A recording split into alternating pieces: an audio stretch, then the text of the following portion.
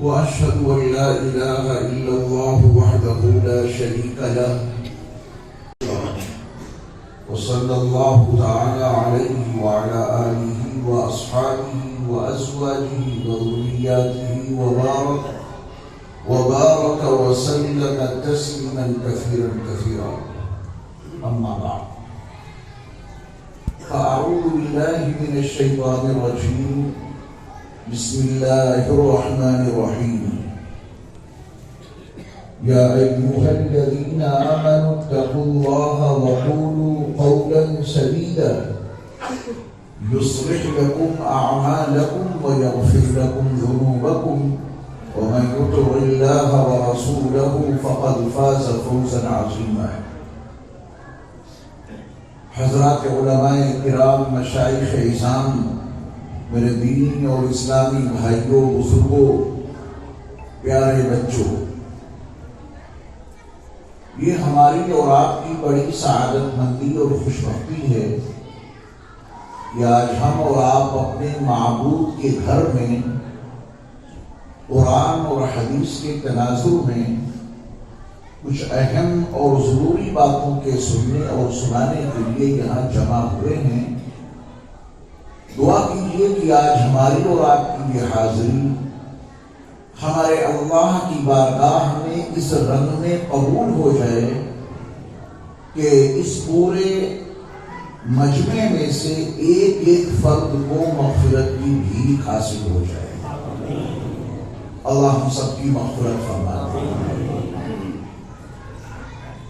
یہ بڑے قیمتی لمحات ہیں. اللہ کے گھر میں ہماری اور آپ کی موجودگی اور قرآن اور حدیث کی روشنی میں دین کی باتوں کا سننا اور سنانا ایک مستقل مطلوب عمل ہے جو ہم اور آپ کر رہے ہیں. ایسی نیک مجلسیں، علمی اور دینی محفلیں بہت کم نصیب ہوتی ہیں. اللہ ہمیں اس کی قدر دانی کی توفیق عطا فرمائے. آج کی گفتگو کا ایک بڑا اہم اور بنیادی جو موضوع ہے وہ اصلاح معاشرہ ہے. یہ دو لفظ ہیں تو بڑے آسان سے، مگر ان کو عملی جامہ پہنانا، اس کے لیے سعی پیہم اور جہد مسلسل اور عزم مصمم اور پختہ ارادے چاہیے. اصلاح کے معنی ہے ٹھیک کر دینا. اصلاح کے معنی کیا ہے؟ ٹھیک کر دینا. ٹھیک اسے کیا جائے گا کچھ بگڑا ہوا ہے جو پہلے سے ہی ٹھیک ہے اسے آپ کیا ٹھیک کریں گے؟ بگڑی ہوئی چیز میں ہی کوئی اصلاح برپا کی جاتی ہے. تو ایک بڑا عظیم کام برپا کرنے کے ارادے سے ہم اور آپ یہاں جمع ہوئے ہیں. کام بہت بڑا بھی ہے اور نازک بھی بہت زیادہ ہے. اصلاح، ٹھیک کر دینا، معاشرہ. اب آپ کو دیکھ رہا ہوں میں کہ مہمان آ رہے ہیں، آپ کا متوجہ ہو گئے. ہر مجلس کے کچھ آداب ہوتے ہیں. اس مجلس کا سب سے بڑا ادب یہ ہے کہ کائنات میں کچھ بھی ہوتا رہے، آپ کو یہ باتیں سننی ہیں جس کے لیے آپ نے مجھے بلایا ہے. کائنات میں کچھ بھی ہوتا رہے، آپ سے کیا مطلب؟ اب ذرا سے ادھر سے کھٹ ہوئی تو آپ ادھر دیکھنے لگے. کوئی آیا تو آپ ہمیں چھوڑ کے ادھر متوجہ ہو گئے. تو میں یہاں کے امام صاحب سے کہوں گا کہ میری کرسی گھما دیجیے. باتیں تو کانوں سے سنی جاتی ہیں نا، میں ادھر منہ کر کے سناتا رہوں گا، آواز آپ تک پہنچتی رہے گی. پھر کیا ضرورت ہے کہ ہم آمنے سامنے بیٹھے ہیں؟ اگر کرسی گھما دیں تو آواز تو پہنچے گی آپ تک برابر.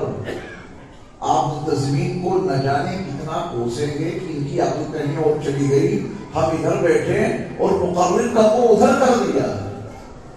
اگر انتظامی نقطۂ نظر سے یہ غلط ہے تو میرے ایمان والے بھائیوں یہ بھی بہت غلط ہے کہ میں آپ کو کچھ باتیں سنا رہا ہوں اور آپ یہاں وہاں دیکھیں.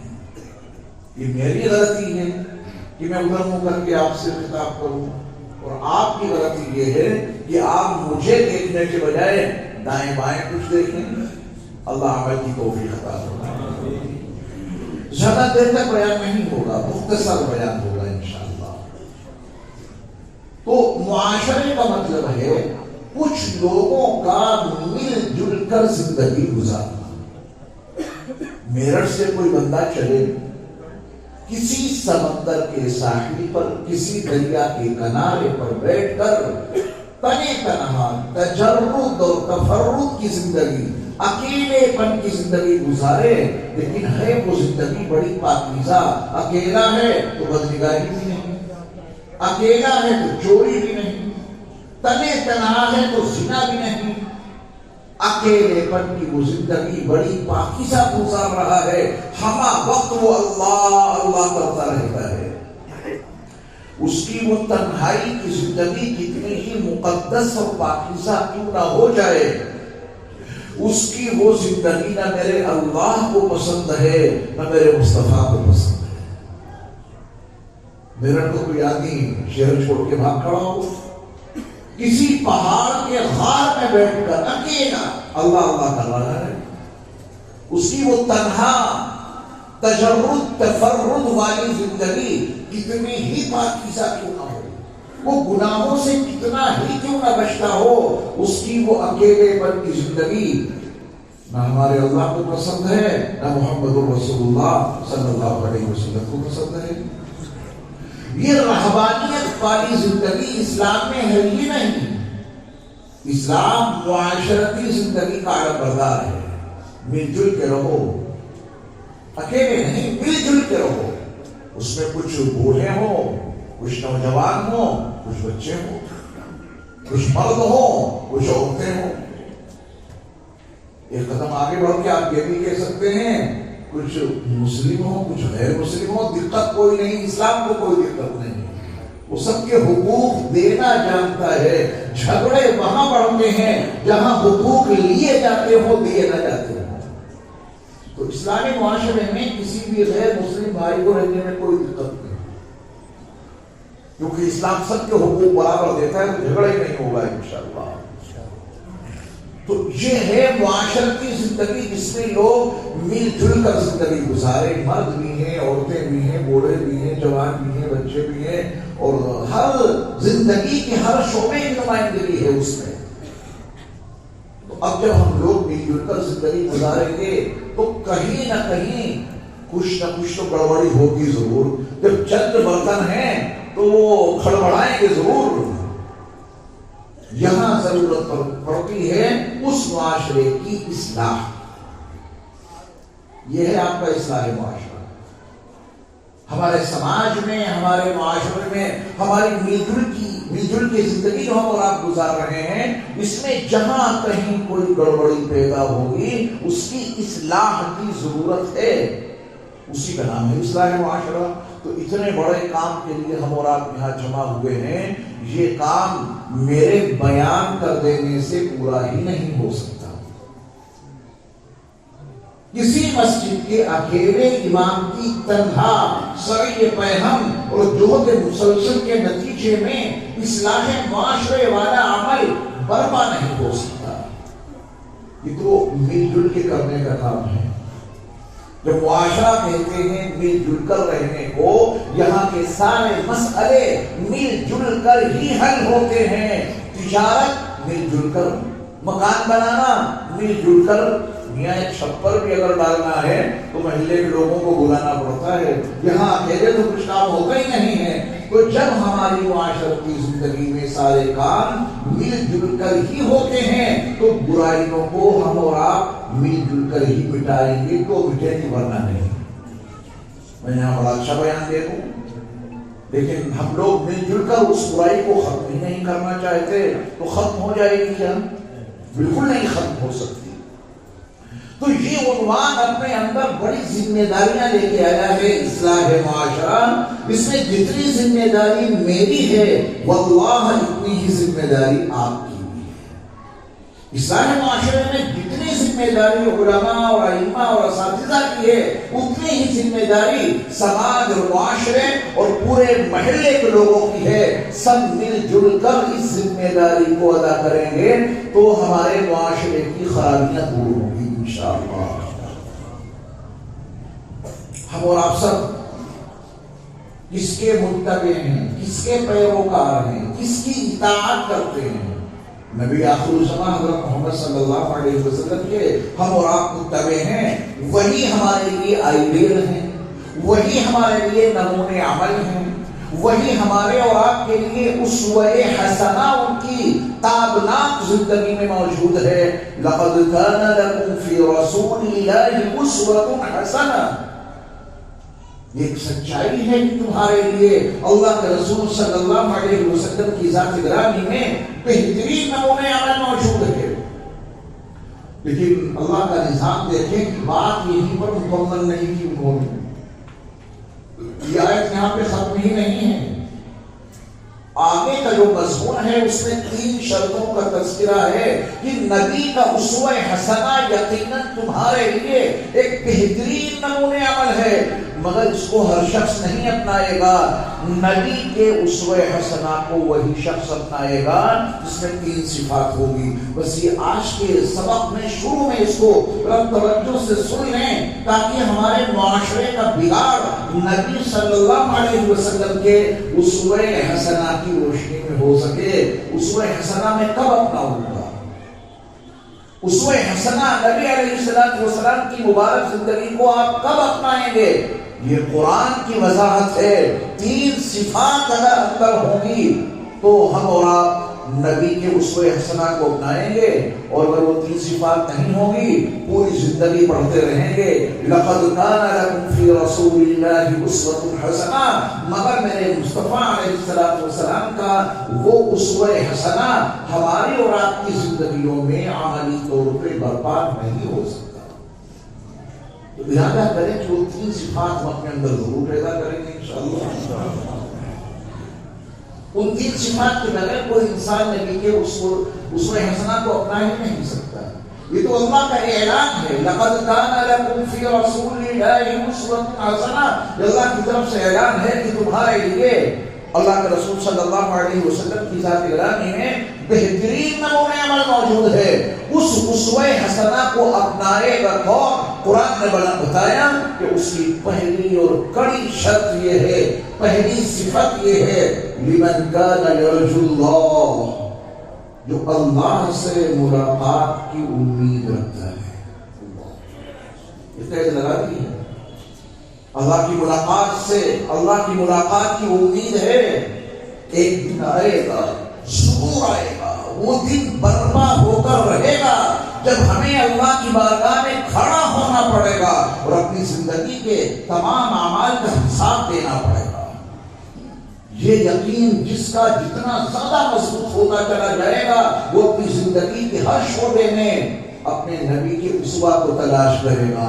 بتاؤ میں یہ کام کرنے جا رہا ہوں، ہمارے نبی اس کام کو کیسے کرتے تھے؟ کیونکہ اللہ کی بارگاہ میں میدان محشر میں سکہ وہی چلے گا جس پر میرے مصطفیٰ کے اسوہ حسنہ کی مہر لگی ہوگی۔ یہ یقین جتنا پختہ ہوگا، اللہ کے پاس جانا ہے، کون سا عمل لے کے جانا چاہتے ہیں؟ میں تھوڑی سی وضاحت کرتا ہوں۔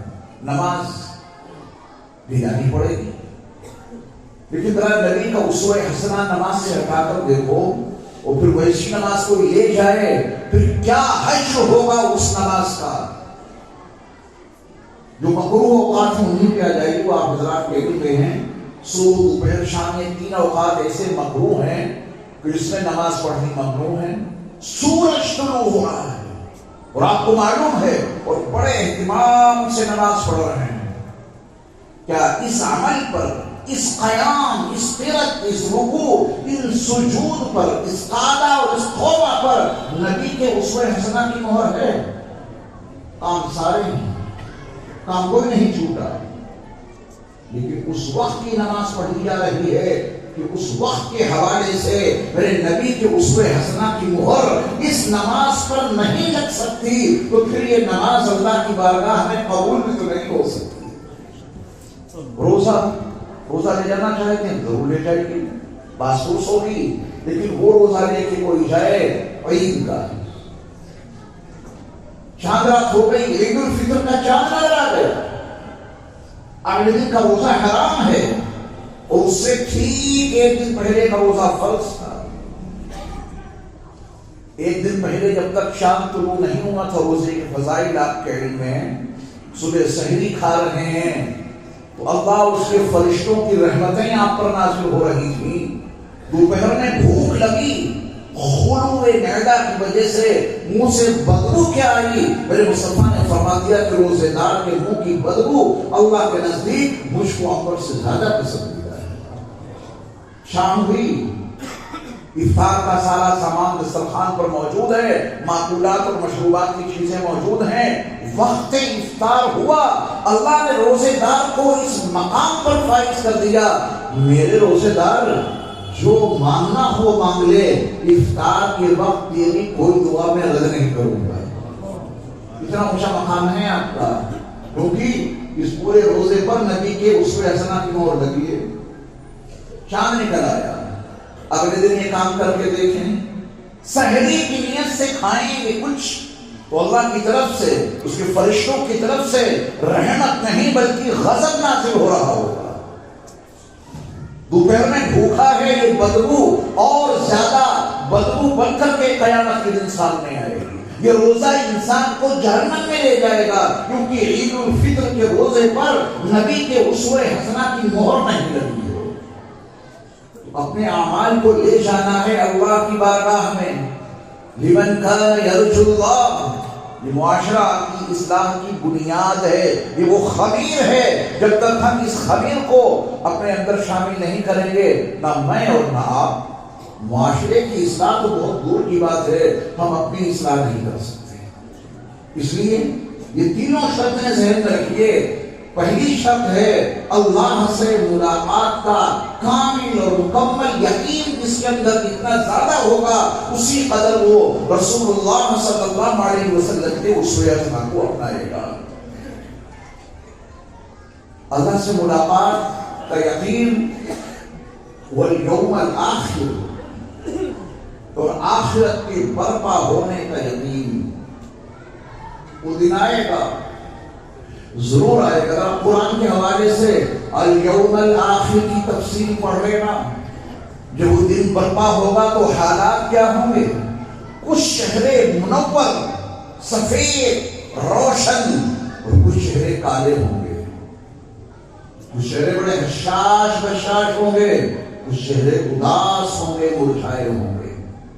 وہ دن ایسا ہوگا، یوم یفر المرء من اخیہ وأمه وأبيه وصاحبته وبنيه لكل امرئ منهم يومئذ شأن يغنيه۔ قرآن نے پورا منظرنامہ کھول کے رکھ دیا ہے، وہ آخرت کا دن کس قدر ہولناکیوں کا دن ہوگا۔ اس آخرت کے دن کے برپا ہونے اور خود کو وہاں موجود ہونے کا یقین جس قدر زیادہ پختہ ہوگا، اسی قدر ہم اور آپ نبی صلی اللہ علیہ وسلم کے اسوہ حسنہ کو اپنانے والے بنیں گے، کیونکہ اس دن نبی کا ہی تو سکہ چلے گا۔ آدم علیہ السلام سے لے کر حضرت عیسیٰ علیہ السلام تک سب کے پاس جائیں گے۔ صحیح بخاری میں بڑی تفصیل کے ساتھ وہ حدیث موجود ہے، وہ ایک دوسرے کے پاس بھیجتے رہیں گے۔ آخر میں حضرت عیسیٰ علیہ السلام جب نبی آخر الزمان صلی اللہ علیہ وسلم کی بارگاہ میں لوگوں کو بھیجیں گے، تو ذرا منظرنامہ پڑھیے، وہاں سکہ کس کا چلے گا۔ اللہ کی بارگاہ میں آدم علیہ السلام سے لے کر حضرت عیسیٰ علیہ السلام تک جتنے انبیاء و رسول اس دنیا میں برپا ہوئے، کسی کی ہمت نہ ہو سکے گی کہ اللہ کی بارگاہ میں جا کر سجدہ ریز ہو کے کچھ بھی کہہ سکے۔ یہ شان ہوگی میرے مصطفیٰ علیہ السلام کی اس یوم آخر میں، آخرت کے دن میدان محشر میں ہمارے اور آپ کے لیے ہمارے رسول صلی اللہ علیہ وسلم اللہ کی بارگاہ میں جا کے سجدہ ریز ہو جائیں گے۔ پھر پوری تفصیل موجود ہے صحیح بخاری میں، اس کا ایک حصہ تو دیکھیں کتنا پیارا ہے۔ ہمارے اللہ اپنے محبوب نبی سے کہیں گے، میرے محبوب نبی آپ اپنا سر تو اٹھائیے، جو مانگنا ہو مانگ لیجئے، آپ کی ہر مانگ پوری کی جائے گی۔ جب یہ منظرنامہ دل میں ہوگا تو میں آپ کو سچ بتاتا ہوں، آپ کوئی بھی کام کریں گے تو اپنے رسول کا اسوہ ضرور تلاش کریں گے۔ اس میں ہمارے نبی کا اسوہ کیا ہے؟ مجھے اللہ کے پاس جانا ہے کچھ کام لے کر، آخرت کے دن میں میری حاضری ہوگی کچھ اعمال کے ساتھ، اگر ان اعمال پر اسوہ رسول اللہ کی مہر ہے تو مقبول ہو گئے، ورنہ مردود ہو جائیں گے۔ آپ اپنے نبی کے اسوے کی تلاش میں بے چین رہیں گے، ہر کام کے لیے اپنے نبی کے اسوہ کو تلاش کریں گے اور عمل بھی کریں گے۔ دو باتیں ہو گئی، دو شرطیں۔ نبی کا اسوہ کون اپنائیں گے؟ رسول اللہ صلی اللہ علیہ وسلم کی زندگی میں جو نمونے عمل ہے اسے کون لوگ اختیار کریں گے؟ تین شرطیں ہیں، ان میں سے پہلی شرط ہے لمن کان یرجو اللہ، جو اللہ سے ملاقات کا یقین رکھتا ہو، اور دوسری شرط ہے والیوم الآخر، اور آخرت کے دن کا بھی پورا یقین رکھتا ہو، اور تیسری جو شرط ہے بڑی اہم ہے وَذَكَرَ اللَّهَ كَثِيرًا، رسول اللہ کے اسوے کو وہی اپنا سکتا ہے جو اللہ کو کثرت کے ساتھ یاد رکھنے والا ہو۔ اس پہ آپ کو خصوصی توجہ دینی ہے۔ وَذَكَرَ اللَّهَ كَثِيرًا، اسوہ اپنانا ہے رسول اللہ کا، مہمیز لگے گی اللہ کے ذکر سے۔ اسوہ اپنانا ہے رسول اللہ کا، اس اسوے کے اپنانے میں طاقت ملے گی اللہ کے ذکر سے۔ جو انسان اپنے اللہ کو بھلا دے، یہ طے ہے کہ وہ کبھی اس کے رسول کا اسوہ اپنا ہی نہیں سکتا۔ اسوہ وہی اپنائے گا جو اپنے اللہ کو کثرت کے ساتھ یاد رکھتا ہو۔ وَذَكَرَ اللَّهَ كَثِيرًا، اللہ تعالیٰ کو جو کثرت کے ساتھ میں یاد رکھتا ہو وہی رسول اللہ صلی اللہ علیہ وسلم کے اسوہ کو اپنائے گا۔ میں اس کی مثال شروع میں دیے دیتا ہوں، حالانکہ کام بعد میں ہوگا، لیکن جب یہ موضوع چھڑ گیا ہے اور وہ بھی ہماری اصلاح سے متعلق ہے تو شروع میں دیکھیں دعا۔ ہمیں اور آپ کو دعا کا مکلف بنایا گیا، ہماری اور آپ کی حیثیت قرآن میں اجاگر کر دی گئی۔ یا ایھا الناس انتم الفقراء الی اللہ،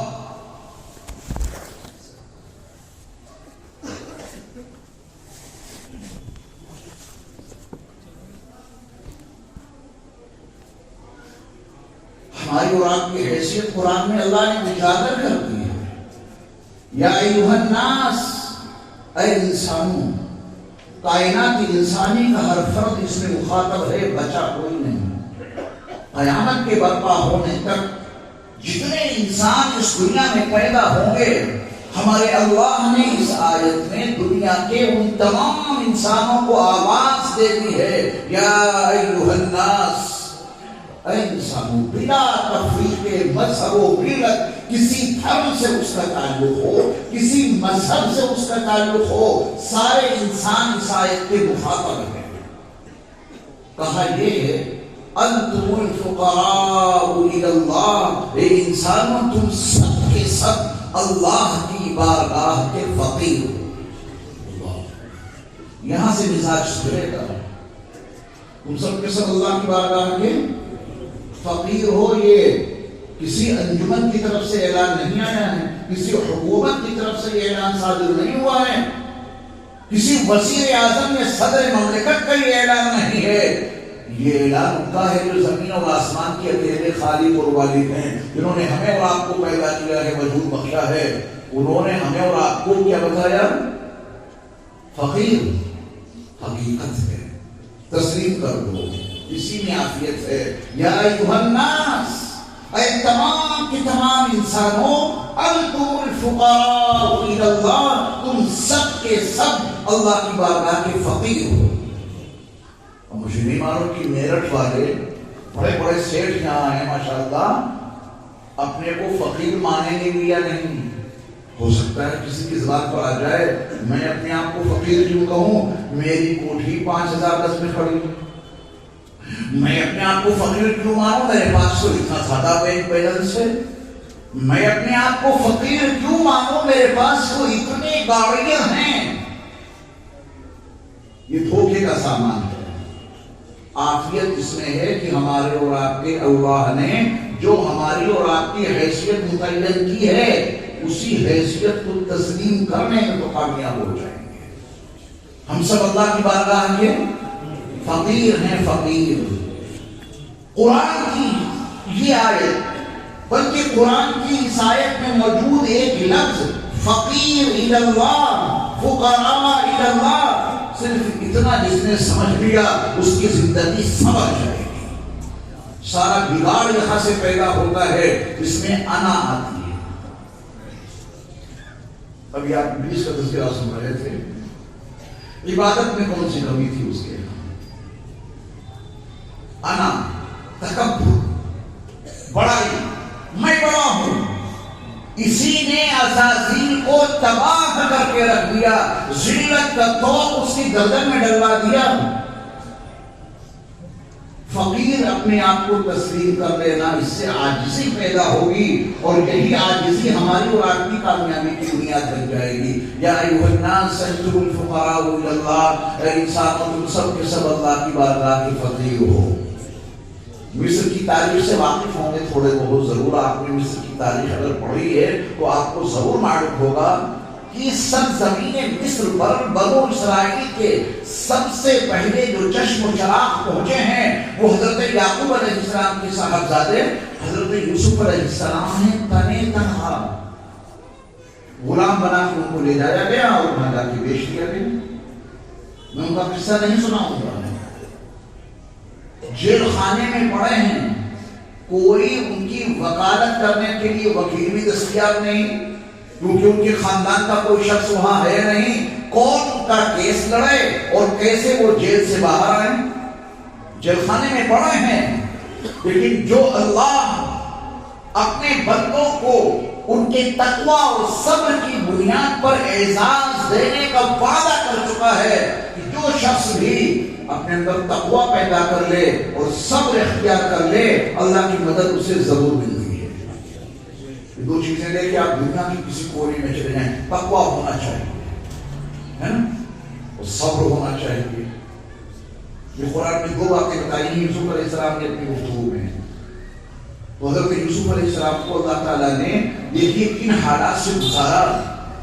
وہ غلام بنا کے جس یوسف کو مصر کی سرزمین پر بیچا گیا، عزیز کی بیوی نے تہمت لگا کے ان کو جیل خانے میں ڈلوا دیا. اللہ نے وہ اسباب پیدا کیے کہ حضرت یوسف علیہ السلام شان و شوکت کے ساتھ اور جاہ و جلال کے ساتھ نہ صرف یہ کہ جیل خانے سے باہر آئے، بلکہ میرے اللہ نے ان کو مصر کے سیاہ اور سفید کا اکیلا مالک بنا.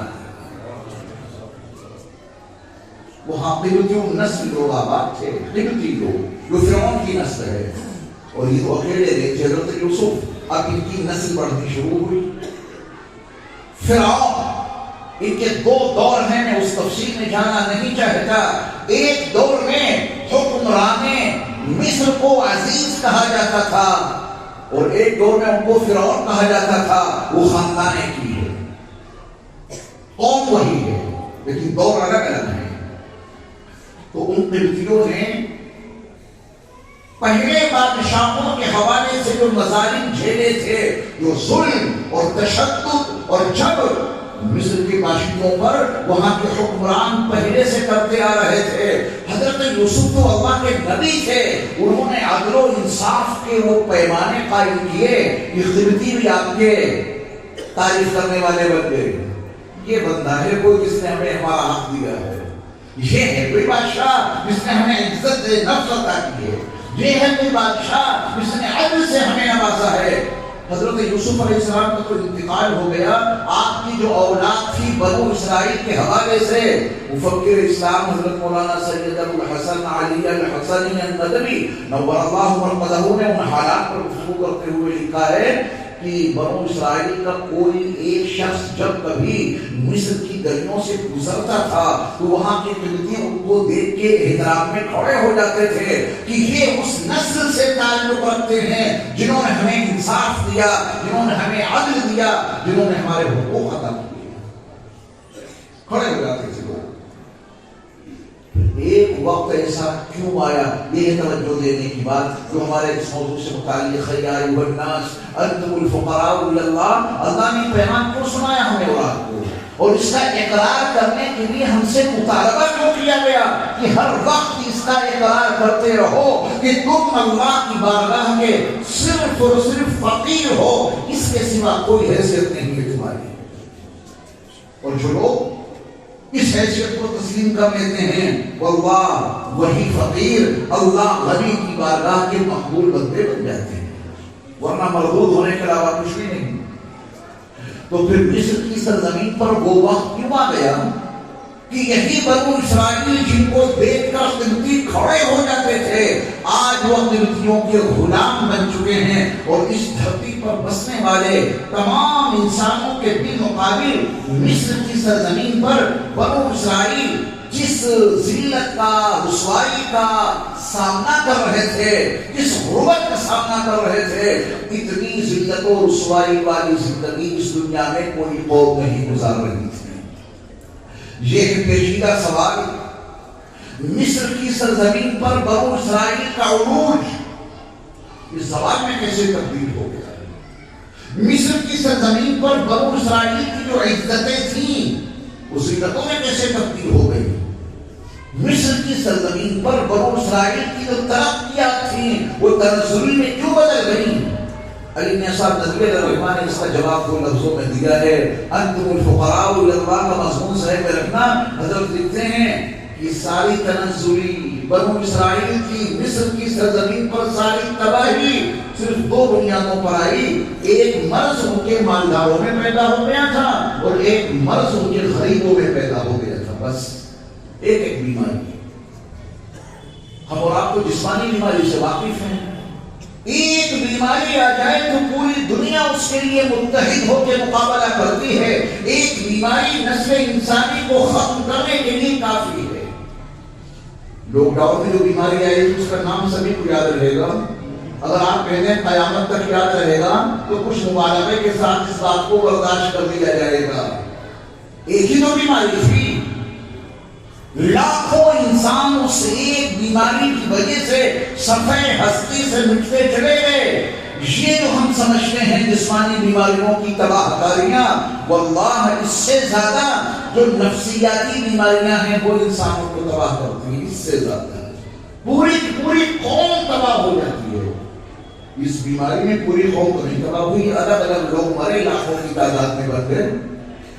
لیکن روحانی بیماری کبھی مت کہنا. روح بیمار نہیں ہوتی، روح مریض نہیں بنتی، روح مرتی نہیں ہے. اسے کہاں موت ہے؟ اللہ نے اسے پیدا کیا ہے، زندہ ہے، زندہ رہے گی. لیکن لوگوں نے کہا صاحب میں روحانی بیماری ہو رہی ہے تو روحانی علاج کراؤ، اور آپ کی جیبیں کٹ رہی ہیں اسلام پہ. روح تو اللہ کا حکم ہے. پوری روح من امر ربی، میرے رب کا حکم کب بیمار ہو جائے گا؟ میرے رب کا حکم بیمار ہو سکتا ہے کیا؟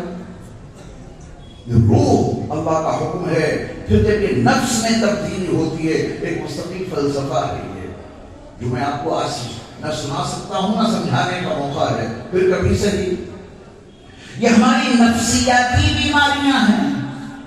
نفسیاتی بیماریوں نے کیسی تباہ کاری مچائی. جب وہ نفسیاتی بیماری قوم کو لگ جاتی ہے تو پھر ایک دو افراد نہیں، ساری کی ساری قوم تباہ ہو جاتی ہے. علی میاں صاحب ندوی الرحمٰن لکھتے ہیں کہ بنو اسرائیل جو مصر کی سرزمین پر نہایت عروج کے ساتھ زندگی گزار رہے تھے، عزتیں ہی عزتیں تھیں. ان کا عروج زوال میں تبدیل ہوا، ان کی عزتیں خاک میں مل گئیں صرف دو بیماریوں کی وجہ سے. نفسیاتی بیماریاں، ایک نفسیاتی بیماری لگ گئی ان کے مالداروں کو اور ایک بیماری لگ گئی ان کے غریبوں کو. توجہ سے سنیے گا.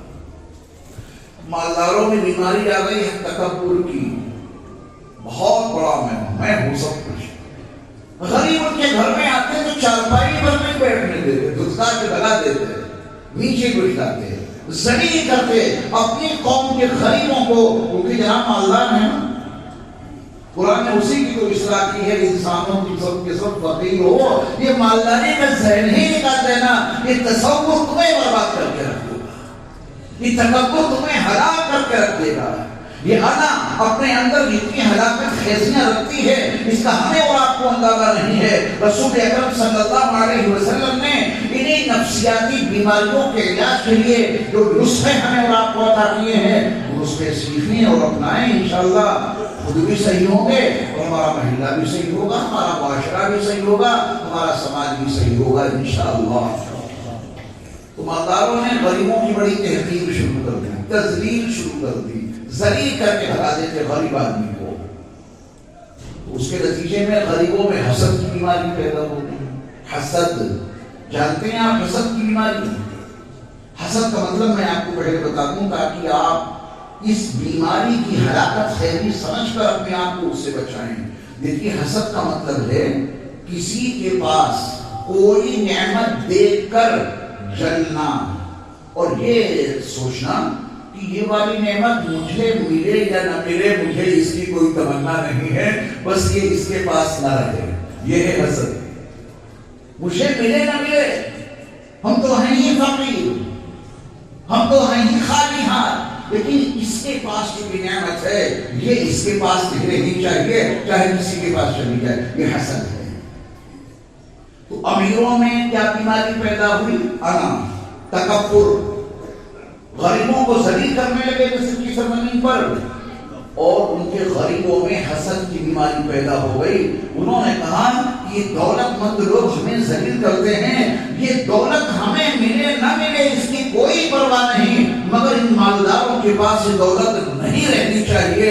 علی میاں صاحب جلیل الرحمہ لکھتے ہیں کہ ان دونوں بیماریوں نے مالداروں کو بھی تباہ کیا، غریبوں کو بھی تباہ کیا، پوری قوم کی عزت ذلت میں تبدیل ہو گئی، پوری قوم کا عروج زوال میں تبدیل ہو گیا۔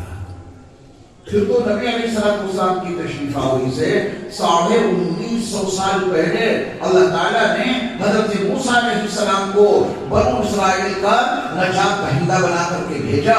پھر آگے کی تاریخ آگے بڑھتی ہے۔ یہ دو بیماریاں ہیں بڑی خطرناک۔ مالداروں کے لیے سب سے بڑا علاج قرآن نے بتا دیا، یا ایھا الناس انتم الفقراء الی اللہ، اے انسانوں تم سب کے سب اللہ کی بارگاہ کے فقیر ہو، تمہارے پاس جو کچھ بھی ہے ہمیشہ یقین بنا کے رکھنا یہ تمہارے اللہ نے تمہیں دے دیا ہے اور نہ تمہارا کچھ نہیں۔ فقیر کا اپنا کیا ہوتا ہے؟ جو کچھ آپ دے دیتے ہیں وہی اس کا ہو جاتا ہے، اس کا اپنا تو کچھ بھی نہیں ہوتا۔ ہمارا اور آپ کا اپنا کچھ ہو تو بتا دیجیے۔ کہہ دیتے ہیں کہ ہماری آنکھیں ہیں، کہہ دیتے ہیں ہماری آنکھیں ہیں، لیکن میاں اگر یہ آپ کی آنکھیں ہیں تو آپ کو بتانا پڑے گا کس دکان سے خرید کر لائے تھے یہ آنکھیں اور وہاں سے خرید کے یہاں لگوائی ہیں، پتہ بتانا پڑے گا۔ جسے کپڑے کا پتہ بتاتے ہیں وہاں سے لائے تھے۔ کان اگر آپ کے ہیں تو پتہ بتانا پڑے گا یہ کان کس دکان سے کس مال سے خرید کے لائے اور یہاں اسمبل کروائے۔ یہ زبان کہاں سے لائے جو بولنے لگی اور ذائقے چکھنے لگی؟ یہ پہلو میں دھڑکتا ہوا دل تم کہاں سے لے آئے؟ پھر نگاہ دوڑاؤ، کائنات کی جس چیز کو بھی دیکھو گے اس میں اللہ کی عطا کے سوا کچھ بھی تو نہیں ملے گا، وہ صرف اور صرف ہمارے اللہ کی عطا ہے۔ جب عطا ہی عطا ہے تو ہم فقیر نہیں تو اور کیا ہو سکتے ہیں؟ سچ کہا ہے قرآن نے، یا ایھا الناس انتم الفقراء الی اللہ، اے انسانوں تم سب کے سب اللہ کی بارگاہ کے فقیر ہو۔ یہ حیثیت تسلیم ہے۔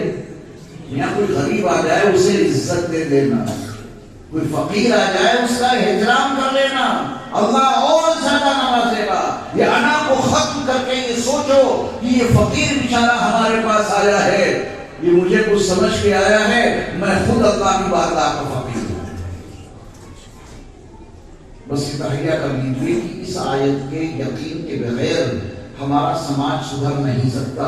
جب آپ نگاہ دوڑائیں گے تو بگاڑ کی بنیادی وجہ یہ ہے کہ سماج کے بڑے مالدار ترین لوگ، ان کے ذہنوں میں جو عجب ہے اور جو تکبر ہے اور جو بڑائی وسیع ہے اور جو انا ہے، اس کے نتیجے میں پورے سماج میں ایک بکھراؤ سا پیدا ہو گیا ہے۔ یہ مالدار لوگ جنہیں اللہ نے بہت کچھ دیا ہے، یہ غریبوں کے دروازے پر پہنچ کر انہیں کچھ کیوں نہیں دے کے جاتے؟ یہ نوبت کیوں آئی کہ غریب سوال کرنے کے لیے آپ کے دروازے پر آ گیا؟ یہ تو بڑے شرم کی بات ہے۔ اگر ہم اور آپ یہ کرنا شروع کر دیں پھر دیکھنا یہ ہمارا اور آپ کا سماج، یہ ہمارا اور آپ کا معاشرہ جنت کی شان بن جائے گا انشاءاللہ۔ جب مالدار یہ سب کچھ کریں گے تو یہ طے ہے کہ غریب اپنے مالدار لوگوں کے لیے اپنے اللہ سے اور دعا کریں گے کہ اللہ انہیں کچھ اور دیجیے، انہیں اور نوازیے، انہیں اور مالدار بنائیے۔ یہ تو غریبوں کا اتنا زیادہ خیال رکھتے ہیں، پھر مالداروں میں جب تکبر نہیں ہوگا تو یہ سچ ہے کہ غریبوں میں حسد نہیں ہوگا۔ اتنے جھوٹے کیس درج ہوتے ہیں، جھوٹے کیس حسد کی بنیاد پہ، اس نے ہماری بے عزتی کی ہے، بتاتے ہیں اس کی گاڑی ایک پیسے چلے گی، اس نے ہمیں ذلیل کیا ہے، اب بتائیں کہ اس کی کوٹھی کیسے بنے گی، جھوٹا کیس درج کرا دیا، مارے گھوم رہے ہیں، ان کا پیسہ ضائع ہو رہا ہے، یہ حسد کی آگ میں جلا بھنا جا رہا ہے، سماج تباہ ہو گیا، معاشرہ خراب ہو گیا۔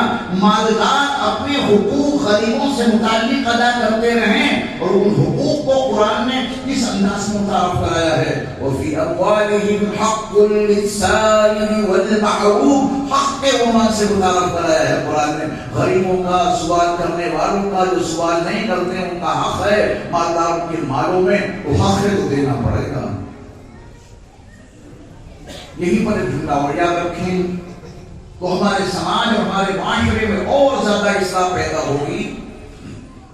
اللہ تعالیٰ نے ہماری اور آپ کی حیثیت متعین کر دی کہ ہم اور آپ اللہ کی بارگاہ کے فقیر ہیں، تو اگلا جملہ یاد رکھیے گا، فقیر تو مانگتا ہوا اچھا لگتا ہے، جو نہ مانگے وہ فقیر کیسا۔ کیا یہ سچائی نہیں ہے؟ آپ کے اس محلے میں کوئی فقیر ادھر سے داخل ہو،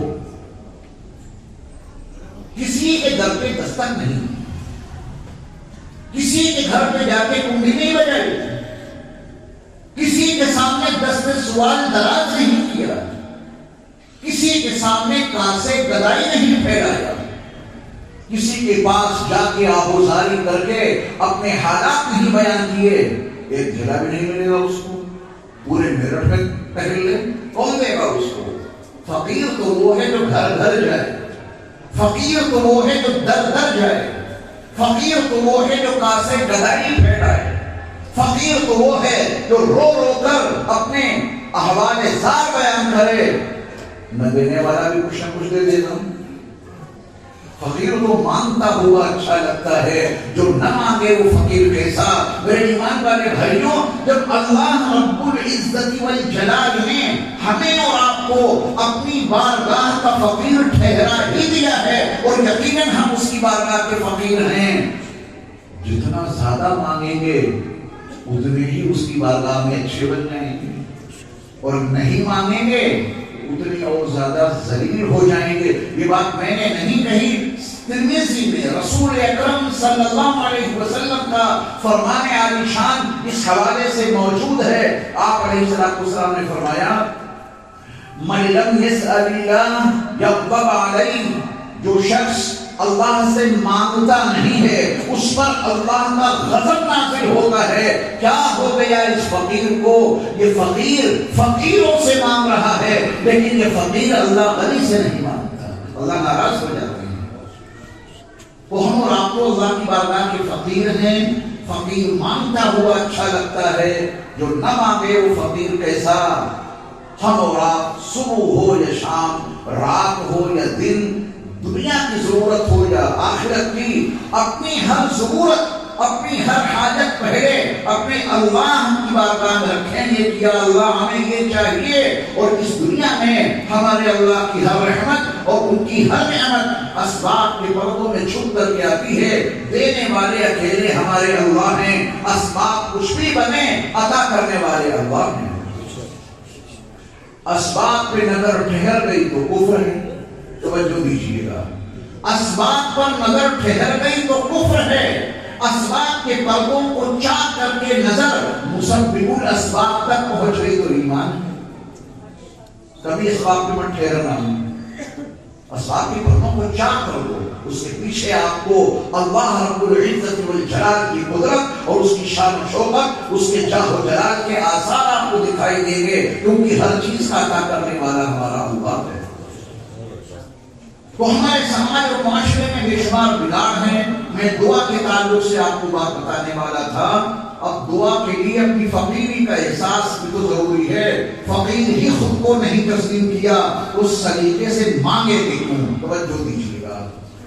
ہم اور آپ جب دعا کرتے ہیں تو چونکہ اپنے آپ کو فقیر کو تسلیم نہیں کیا، دعا کیسے کرتے ہیں؟ برا مت مانیے گا، میں حقیقت کا اظہار کر رہا ہوں. جب ہم اللہ سے مانگنے کے لیے ہاتھ اٹھاتے ہیں تو ایسے ہوتے ہیں. ہاتھ میرے ہاتھوں کو دیکھیں، ایسے ہوتے ہیں. کسی کے ایسے ہیں، کسی کے ایسے ہیں. کوئی انگلیوں میں انگلیاں ڈال کے مسلسل رگڑ رہا ہے. کسی نے ایسے کر رکھا ہے، کسی نے ایسے کر رکھا ہے. یہ فقیر لوگوں کے ہاتھ مانگنے کے وقت میں تو ہم نے کہیں ایسے دیکھے نہیں جیسے ہاتھ بڑا کرتے ہیں، کیونکہ اپنے آپ کو فقیر نہیں سمجھا. علامہ ابن تیمیہ کے شاگرد رشید حافظ ابن قیم نے زاد المعاد میں 4 قبلوں کا تذکرہ کیا ہے. وہ فرماتے ہیں کہ عبادت کا قبلہ اللہ، سچائی ہے نا، ساری عبادتیں انہیں کے لیے. اطاعت کا قبلہ رسول اللہ، من یطیع الرسول فقد اطاع اللہ. اطاعت کا قبلہ رسول اللہ. اور نماز کا قبلہ بیت اللہ ہے. تو آپ کو خوب معلوم ہے جب آپ نماز کے لیے کھڑے ہوتے ہیں، ہاتھ اٹھاتے ہیں تو ہتھیلیاں قبلے کی طرف رکھتے ہیں، چہرہ قبلے کی طرف رہتا ہے، سینہ قبلے کی طرف رہتا ہے، کیونکہ نماز کا قبلہ بیت اللہ ہے. ابن قیم نے اگلی بات جو لکھی ہے وہ ہمارے اس موضوع سے متعلق ہے. وہ فرماتے ہیں کہ دعا کا قبلہ عرش اللہ ہے. دعا کا قبلہ عرش اللہ ہے. لہذا جب دعا مانگیں دونوں ہاتھوں کی ہتھیلیاں عرش الہی کی طرف رہنی چاہیے. آپ کے اٹھے ہوئے ہاتھ یہ بتا دیں کہ ہاں کچھ مانگ رہا ہے. اٹھے ہوئے ہاتھ کیا بتا دیں کہ کچھ. اچھا آپ مجھے بتائیں، دنیا میں کسی انسان کو آپ نے ایسے دعا کرتے ہوئے دیکھا ہے؟ ایسے ہتھیلی نیچے ہو، پشت اوپر ہو، ایسے دیکھا ہے؟ کیوں؟ آپ کہیں کہ غلط ہے، تو یاد رکھیے گا جتنا یہ غلط ہے واللہ اتنا ہی یہ غلط ہے. یہ نبی کے طریقے کے خلاف ہے، تو یہ بھی میرے مصطفیٰ کے طریقے کے خلاف ہے. یہ خالص انڈین دین ہمارے درمیان میں رائج کر دیا گیا، اس کا میرے مصطفیٰ والے دین سے کوئی تعلق نہیں. تو میڈین انڈیا دین ہے کہ دعا کے وقت میں ہاتھ ایسے کرو، لڑائی کرو، یا ایسے کرو یا ایسے کر لو. یہ سب ہمارے یہاں تیار ہوا ہے دین. ہمارے نبی والا دین یہ ہے، اور یہی چلے گا اللہ کی بارگاہ میں. فقیر ہو، فقیرانہ انداز میں مانگو، اور اس مانگ میں تمہارا نبی کا اسوہ تمہارے ساتھ رہنا چاہیے. اگر اٹھے ہوئے ہاتھوں میں نبی کا اسوہ شامل نہیں ہے تو مقبول نہیں، مردود بنا کے بھگا دیے جاؤ گے. شکوے بہت ہیں کہ دعائیں قبول نہیں ہوتی. میاں سلیقے سے مانگائی کا بہر ہے، اور انسانوں سے مانگتے ہیں تو ایسے کر دیتے ہیں. کوئی آپ کو گول گپے دینے کے لیے آئے تو آپ ایسے ہاتھ رکھیں گے، پھر دیکھنا ہاتھ کتنا اچھا لگ جاتا ہے. کوئی پکوڑی دے پکوڑی، پھر دیکھیں ہاتھ کتنے سلیقے سے اپنی اصلی حالت میں آ جاتا ہے. جیسے لینے والوں کے ہاتھ ہوتے ہیں آپ ویسے ہاتھ کریں گے. تو دعا میں لینے کا ارادہ ہی نہیں، کبھی تو ہاتھوں کو صحیح نہیں کیا. بیماری عام ہو گئی. اس میں آپ کی کوئی غلطی نہیں ہے، اس میں ہماری غلطی ہے. جب ہم دعا کرانے بیٹھے تو ہم نے لڑائی شروع کر دی. تو آپ نے سوچا کہ ایسے ہی مانگی جاتی ہوگی، ہمیں تو کچھ پتا ہے نہیں. جب یہ دعا کرانے والے انگلیوں میں انگلیاں ڈال کے لڑائی کر رہے ہیں تو نبی ایسے ہی مانگتے ہوں گے. آپ نے بھی اس کی تقلید شروع کر دی. دعا ایسی ہو کہ اس میں اٹھے ہوئے ہاتھوں کی ہتھیلیاں عرش کی طرف ہو جائیں. کچھ آتا ہے کیا ان میں؟ اگر آپ نے ایسے ہاتھ کر کے اللہ سے کچھ مانگا ہے تو کیا اس میں کچھ آتا ہے؟ میاں اگر اس میں کچھ آتا نہ ہوتا تو میرے مصطفیٰ ہاتھوں کے اٹھانے کا سلیقہ ہی ہمیں اور آپ کو نہ دیتے. ہاتھوں کے اٹھانے کا طریقہ ہی ہمیں اور آپ کو نہ دیتے. ہاتھ اٹھوائے اسی لیے ہیں کہ اس میں کچھ آتا ہے. اب اگر میں آنے پر گفتگو کروں تو کچھ باتیں سنانی پڑیں گی، لیکن میں سوچتا ہوں زیادہ باتیں نہ سن کر ایک آدھی باتیں سنیں وہی سمجھ کے چلے جائیں. یہ سب اسلامی معاشرہ سے متعلق ہے. یہ چھوٹی چھوٹی بیماریاں ہمیں بڑے جرائم تک پہنچا دیتی ہیں، اور چھوٹی چھوٹی نیکیاں ولایت کا مقام ادا کر دیتی ہیں. کوئی بڑا مجرم ایک دم سے بڑا مجرم نہیں بنتا. قاتل ایک لمحے میں قاتل نہیں بنتا، زناکار ایک لمحے میں زناکار نہیں بنتا، شرابی ایک لمحے میں شرابی نہیں بنتا، چور ایک لمحے میں چور نہیں بنتا۔ وہ پہلے چھوٹے چھوٹے جرم کرتا ہے، وہ چھوٹے چھوٹے جرم اس کو بڑے جرائم پر آمادہ کر دیتے ہیں۔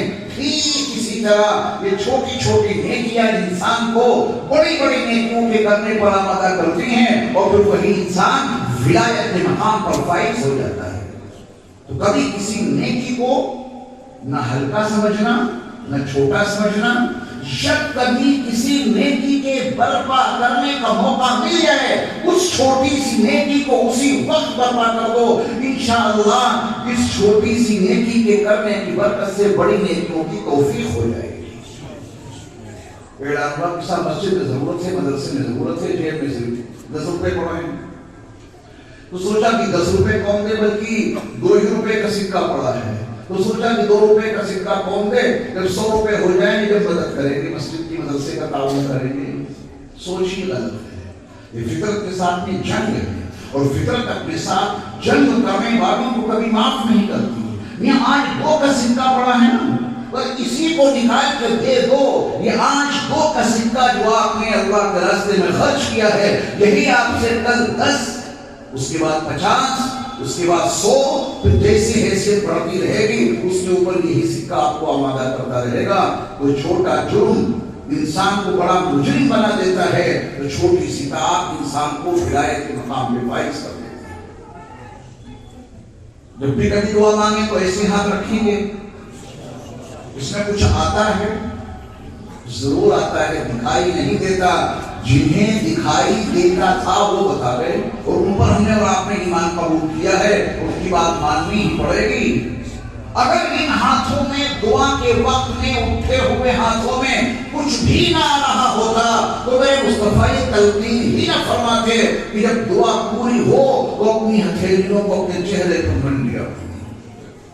یہ تلقین کیوں کر رہے ہیں؟ چھایا ہے اس کو لگاؤ اپنے چہرے پہ۔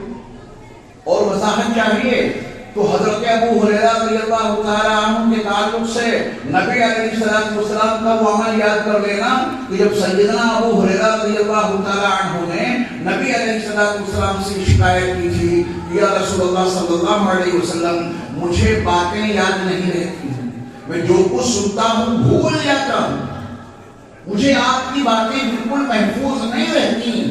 تب نبی علیہ السلام نے حضرت ابو ہریرہ سے فرمایا تھا کہ ابو ہریرہ تمہارے کندھے پر جو چادر ہے اس کو یہاں ڈالو۔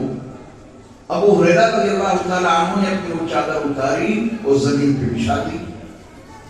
آپ علیہ السلام نے اب ابو ہریرہ رضی اللہ تعالیٰ عنہ کے لیے کچھ مانگنے کے لیے ہاتھ اٹھائے اپنے رب کی بارگاہ میں۔ میرے اللہ نے ابو ہریرہ کے لیے کچھ اپنے نبی کے ہاتھوں میں عطا کر دیا، وہ اوپر سے آ گیا میرے مصطفیٰ کے ہاتھوں میں، اور جب آ گیا تو نبی علیہ السلام نے اپنے ہاتھوں کو ایسے کر دیا۔ جب ایسے کیا تو اوپر سے آئی ہوئی چیز جو نبی کے ہاتھوں میں آئی تھی وہ گر گئی ابو ہریرہ رضی اللہ تعالیٰ عنہ کی چادر پر۔ تب میرے مصطفیٰ نے فرمایا تھا کہ ابو ہریرہ یہ چادر اٹھاؤ اور اپنے سینے سے لگا لو۔ ابو ہریرہ رضی اللہ تعالیٰ عنہ نے وہ چادر اٹھائی اور اپنے سینے سے لگائی۔ جو چیز میرے مصطفیٰ کے ہاتھوں میں آئی تھی وہ آپ کے ہاتھوں کے توسط سے چادر پر پہنچی، اور جب وہ چادر سینے پہ لگائی تو وہ چیز ابو ہریرہ رضی اللہ تعالیٰ عنہ کی سینے میں داخل ہو گئی۔ اب بیان سنو ابو ہریرہ کا، وہ فرماتے ہیں اس کے بعد پھر میں کبھی کچھ بھول نہ سکا، جو سنا وہ ہمیشہ کے لیے یاد رہا۔ اوپر سے آیا تھا، نبی کے ہاتھوں میں آیا تھا، آپ نے اس کو ڈالا تھا، آپ نے پھر حکم دیا کہ اس کو اپنے سینے سے لگاؤ۔ جن صحابہ نے نبی صلی اللہ علیہ وسلم کے ساتھ 23 سال کا طویل ترین عرصہ گزارا، ان سے بھی اتنی حدیثیں منقول نہیں ہیں جتنی حدیثیں حضرت ابو ہریرہ جو سن 7 ہجری میں ایمان لائے تھے، تقریباً 3 سال کا وقفہ ملا ہے نبی علیہ السلام کے ساتھ رہنے کا، اور حدیثیں اس قدر زیادہ۔ اس میں ابو ہریرہ کا کمال ہے کہ میرے مصطفیٰ کی دعاؤں کا اثر ہے، میرے مصطفیٰ کی دعا کا اثر ہے۔ تو میرے ایمان والے بھائیوں، آج کے درس میں اگر معاشرے کی اصلاح کے تعلق سے دعا کے عنوان سے اپنے ہاتھوں کو صحیح طریقے سے اٹھانا سیکھ لیا تو اسے ہلکے میں مت لینا. یہ بھی ایک بڑا عمل ہے جو آپ سیکھ کے جا رہے ہیں انشاءاللہ. ہمارے سماج اور ہمارے معاشرے میں بگاڑ اور بھی ہے، وہ میں اختصار کے ساتھ عرض کر دوں. کچھ خواتین نہیں ہیں کیا؟ خواتین نہیں ہیں اس اجلاس میں؟ خواتین نہیں، کوئی بات نہیں، میں سبق ان کا آپ کو دے دیتا ہوں، وہ گھر تک پہنچا دینا، کیونکہ متعلق ہے ازدواجی زندگی سے. اللہ کو عزت نے یہ رات ہمارے اور آپ کے لیے اس عنوان سے بنائی ہے، اس کا تذکرہ اللہ نے فرمایا وَجَعَلْنَا اللَّيْلَ لِبَاسًا. یہ رات کیا ہے؟ لباس. تو پھر ازدواجی زندگی میں میاں بیوی اس لباس کے اندر رہیں، ایک لباس میں دونوں آ جائیں. یہ رات لباس بنائی اللہ تعالیٰ نے. لیکن اس لباس میں ہوتا کیا ہے؟ ہم اور آپ، ہمارے سماج کا ایک بڑا طبقہ اس لباس کے بیچ میں ایک دیوار حائل کر دیتا ہے، ایک بہت بڑی آڑ بنا دیتا ہے. ایک طرف بیوی ہے اور ایک طرف اس کا شوہر ہے. لباس کو تار تار کر دیا، لباس کے تقاضوں کو ختم کر دیا، بیچ میں آڑ پیدا کر دی. ایک لباس کے اندر ہونے چاہیے تھے، بیچ میں دیوار حائل ہو گئی. دن بھر کی مصروفیات تو آپ کو معلوم ہے، مرد باہر کام کرتا ہے، عورت گھر میں مصروف رہتی ہے، کھانا بنانا ہے، صفائی کرنی ہے، ناشتہ بنانا ہے، اور شوہر کو باہر کی ملازمت کرنی ہے، دکانداری کرنی ہے، کھیت تیار کرنا ہے. یہ سارے کام بس سے متعلق ہوتے ہیں. اب دونوں گھر میں آئے ہیں، شام کے وقت دونوں جمع ہوئے ہیں. اب آپ نبی علیہ السلام کا اسوہ اگر اس حوالے سے دیکھیں تو سب کچھ سدھر جائے گا. لیکن ہم نے اس ازدواجی زندگی میں جس کو اللہ نے رات کو لباس کے عنوان سے متعارف کرایا تھا، بہت مضبوط دیوار دونوں کے درمیان میں قائم ہو جاتی ہے. ایک طرف بیوی اتنا بڑا موبائل لیے پڑی ہے اور دوسری جانب اس کا شوہر اتنا بڑا موبائل لیے پڑا ہے. دن بھر بھی الگ رہے، رات میں بھی الگ رہے. بھیانک نتیجے ہمارے اور آپ کے ساتھ ہیں. یہ وقت پہ موبائل چلانے کا ہے، یہ تو دونوں کو ایک ساتھ رہنے کا ہے. وہ اپنا دکھڑا بتائیں، وہ اپنا غم بتائیں، وہ اپنی باتیں سنائیں، وہ سنیں، وہ دن بھر کے حالات، کیفیات، مصروفیات بتائیں، اس کا شوہر سنیں. محبتیں اس سے بڑھیں گی، بگاڑ و فساد اس سے ختم ہوگا. وہ دیوار موبائل بن کے کھڑا ہوا ہے. اس موبائل نے اتنی بڑی دیوار بنا دی ہے کہ بیوی سے اگر اس دوران جب وہ کوئی دیکھ رہی ہوتی پروگرام، شوہر میاں نے صرف ایک گلاس پانی مانگا تو اس کے لیے اس سے زیادہ نفرت کی کوئی چیز نہیں ہوتی. ڈسٹرب کر دیا. میں کیا سن رہی تھی کہ جملہ بول کر کے اتنا حصہ ہمارا غائب کر دیا. بیوی نے اپنا کوئی تقاضا شوہر میاں کے سامنے رکھا کہ کل مارکیٹ جانا ہے، 500 روپے دے دیجیے. وہ کہتے ہیں کہ تمہیں کوئی وقت ہی نہیں ملا تھا کہنے کا. توجہ دیجیے، کوئی وقت ہی نہیں ملا تھا. میں اتنا اہم پروگرام دیکھ رہا ہوں، تم نے مجھے ڈسٹرب کر دیا. یہ اتنی بڑی دیوار ہم نے موبائل کے حوالے سے حائل کر دی ہے. کبھی توقع نہ کرنا کہ اس ازدواجی زندگی میں خوشگواری پیدا ہو سکتی ہے.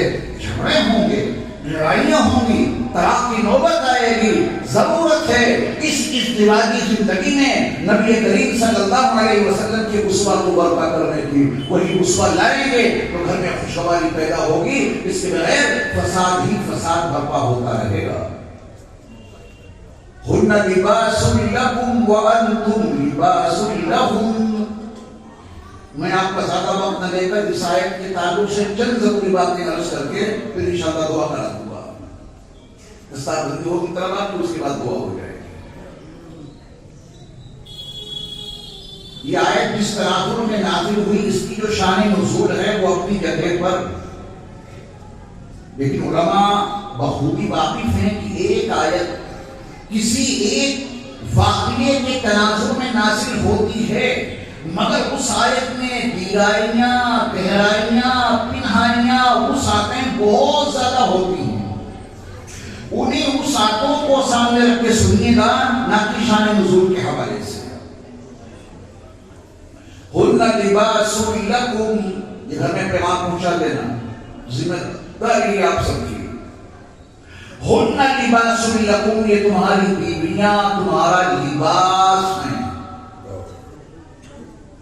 گھر میں جا کے صرف اتنا کہہ دینا کہ آج کیا نام ہے اس مسجد کا؟ نورانی. ماشاءاللہ. اور یہاں کے امام صاحب ہیں، ان کا نام حضرت مولانا اسرار الحق صاحب کی مسجد میں، نورانی مسجد میں ہم ایک سبق سن کر کے آئے ہیں قرآن کے حوالے سے. مولوی صاحب بتا رہے تھے کہ تم ہمارا لباس ہو. قرآن میں یہ لکھا ہے ہن لباس لکم، کہ تمہاری بیویاں تمہارا لباس ہیں. پہنچائیں گے ہمیں باتیں، یہی تبلیغ ہے، یہی تو دعوت ہے. پہنچا دینا گھر میں کہ قرآن کے حوالے سے ہمیں آج بھی بتایا گیا نورانی مسجد میں کہ تم تو ہمارا لباس ہو. اور پھر مولانا صاحب نے وہ اگلی بات بھی ہمیں بتا دی، وَأَنْتُمْ لِبَاسٌ لَهُنَّ، اے شوہرو تم اپنی بیویوں کا لباس ہو. سبق مختصر سا ہے، گھر میں نقل کرنے میں کوئی دقت نہیں. بیوی سے جا کے کہنا دیکھو قرآن کے حوالے سے ہمیں آج یہ بات معلوم ہوئی ہے کہ تم میرا لباس ہو اور میں تمہارا لباس ہوں. اسی بات کو بتا سکتے ہیں؟ کچھ ہاں نہ میں جواب دیجیے. کہ ڈر لگ رہا ہے؟ نہیں ڈر لگ رہا ہو تو بتائیے کہ میں کوئی اور آسان تعبیر آپ کو دوں کہ آپ جا کے کہیں کہ آپ میرا لباس ہے تو پھر کچھ حالت غیب ہو جائے، اس سے ڈر لگ رہا ہو کوئی اور تعبیر دوں گا میں آپ کو. لیکن یہ قرآن کی بڑی آسان سی تعبیر میں نے آپ کو دی ہے، ہن لباس لکم وانتم لباس لہن، کہ تمہاری بیویاں تمہارا لباس ہیں اے شوہرو، اور اے شوہرو تم اپنی بیویوں کا لباس ہو. اچھا اب ذرا لباس کے بارے میں صرف دو باتیں سنیے گا، پھر ازدواجی زندگی پر نگاہ دوڑائیے گا. اگر تقاضے پورے کر دیے میں قرآن کی روشنی میں بالکل یقین دلاتا ہوں کہ آپ کی وہ ازدواجی زندگی بڑی خوشگوار ہوگی، لڑائی نہیں ہوگی. اور اگر اس کے خلاف چل رہے ہیں تو پھر یہ حقیقت ہے کہ جھگڑے ضرور ہوں گے. یہ میں کوئی پیش گوئی نہیں کر رہا، حقیقت کا اظہار کر رہا ہوں. آپ کتنے اچھے بنے، ہم کتنے اچھے بنے، اگر اس آیت کے خلاف زندگی گزار رہے ہیں تو جھگڑے، فساد، لڑائی یہ ہمارے گھروں کا حصہ بن جائے گا سب کچھ. دیکھیے ہم اور آپ جو لباس پہنتے ہیں، لباسی تو ہے، سب نے لباس پہن رکھا ہے، اس کے بے شمار فائدے ہیں، مگر میں دو فائدے بتاؤں گا آج کی نشست میں تاکہ آپ یاد کر لیں. لباس کا ایک بڑا فائدہ یہ ہوتا ہے، ہمارے تمام ساتھی بچے جتنے ہیں سب توجہ سے سنیں، آسان لفظوں میں عرض کر رہا ہوں تاکہ حقیقت آپ تک پہنچ جائے. لباس کا ایک سب سے بڑا فائدہ یہ ہوتا ہے کہ ہمارے بدن کے جو عیب ہوتے ہیں وہ عیب اس لباس سے چھپ جاتے ہیں. سچائی ہے نا؟ لباس سے بدن کے عیب چھپ جاتے ہیں. تو قرآن نے اتنے اچھے انداز میں ہمیں سمجھا دیا کہ جو تمہاری بیویاں ہیں یہ تمہارا لباس ہیں. تمہارا عیب اگر بیوی کہیں بتائے گی تو اس نے تو لباس پھاڑ دیا. بیوی کی ذمہ داری ہے کہ وہ اپنے شوہر کا پوری زندگی لباس بن کر کے رہے. یہ نہیں کہا کہ تمہارا شوہر معصوم ہوگا، یہ نہیں کہا کہ تمہارا شوہر گناہوں سے محفوظ ہوگا. میاں عیب ہیں تبھی تو چھپے گے، شوہر میں عیب ہیں، تسلیم ہے عیب ہیں، لیکن بیوی کا کام ہے ان عیبوں کو چھپا کے رکھنا، کیونکہ تیرے اللہ نے تجھے تیرے شوہر کا لباس بنا دیا ہے. کسی محفل میں، کسی سہیلی کے سامنے، کسی مقام پہ جا کر اپنے شوہر کے عیبوں کو گنانا نہ شروع کر دینا. اگر تو نے اپنے شوہر کے عیبوں کو بتانا شروع کر دیا تو تو اپنے شوہر کے لیے لباس کہاں رہی. تجھے تیرے رب نے تیرے شوہر کا لباس ٹھہرایا تھا، تو نے اس لباس کو پھاڑ دیا اور اپنے شوہر کے عیبوں کو لوگوں کے سامنے بیان کر کے اسے ننگا کر دیا. سارا بگاڑ اسی سے ہے.